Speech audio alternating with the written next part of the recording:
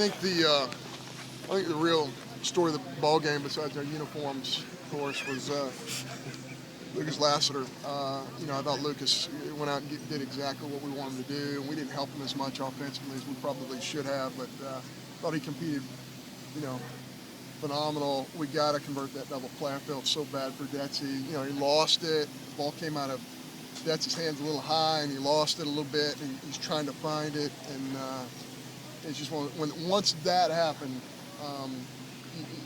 the game's going to punish you, and that's exactly what happened. I thought Holder was pretty sharp. He left a couple of breaking balls up. They hit some balls hard to the pull side. And then he jams a guy, and he just dumps it into right field. And those kind of things happen when you don't take advantage of the defensive opportunities that we had. But Lucas was great. I thought the two biggest offensive plays of the game were hurdles. He goes 0-2 and then fights to get 1-2 after some foul balls. And then he gets hit by the pitch, and that really gets some things going for us. And, Heck follows him with that. And Wes is working on some different things with his stroke with Coach Mingione, and he just stepped up when we absolutely needed him to. So, there are a lot of things going on in the ball game. We're 7-0 in extra inning ball games. Well, we'd sure like to be 7-0 in games where we don't have to go extra innings. But that's how it rolls. And these kids are pretty comfortable in tight ball games because we play a ton of them. But the funny thing is, just looking at scouting reports and having the TV in the background today when you're getting ready for a ball game like this, almost every game in the country is like this. I mean, every game is close at the highest levels of college baseball. So to have your kids comfortable with that, to me, is a real plus, especially this time of year. John, do you have a similar conversation with Wes as you did a couple weeks ago?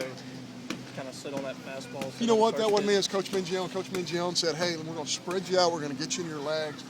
We're going to get you a little bit more compact with your front side." And Wes felt very comfortable with that. You just see it coming in our preparation and practice and in BP today. I was watching him swing, and it was just different. It was more aggressive. It was more assertive. It was more engaging, and that's a great sign for him. It wasn't like he was late, John. It seemed like he dumped that ball opposite field intentionally. He was on it. He got that barrel out front, created a good barrel angle the opposite way.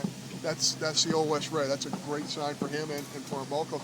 I said many times when he wasn't playing as much, for us to win ball games, he's going to have to be a factor late in the season. And tonight, he was a big factor in this ball game. Talk about the two big offensive plays, but how big was it for Armstrong to score from second there to get you? It's huge.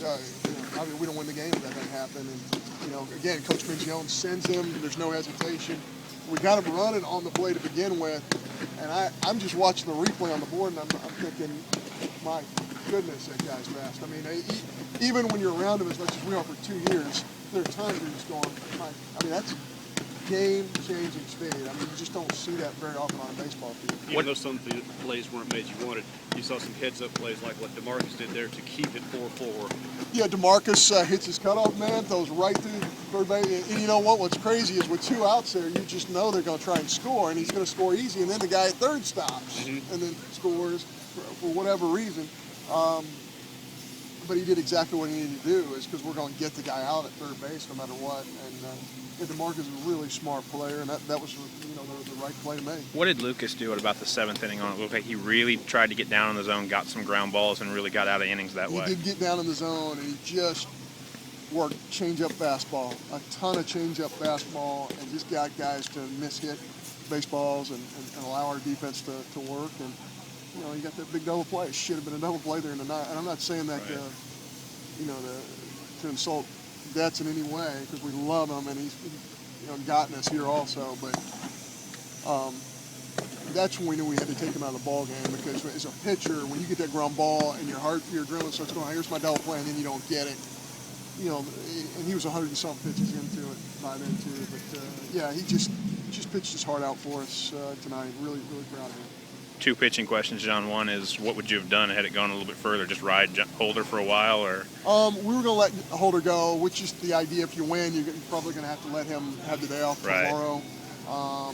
But Jonathan was so upset with the 9th that it would have been hard to take him out, just because he wanted to pitch and he wanted to get right back in there and make it right. That's the kind of kid he is. And it looks like South Carolina's going to run with Montgomery. Do you counter with Trevor? Yeah, we're going to have to wait and see on that. We're going to wait and see how Trevor's doing. I know Trevor wants the ball, but it'd be a matchup thing. I would imagine, if I had to guess, I would say it'd be Trevor right now. but we'll wait and see.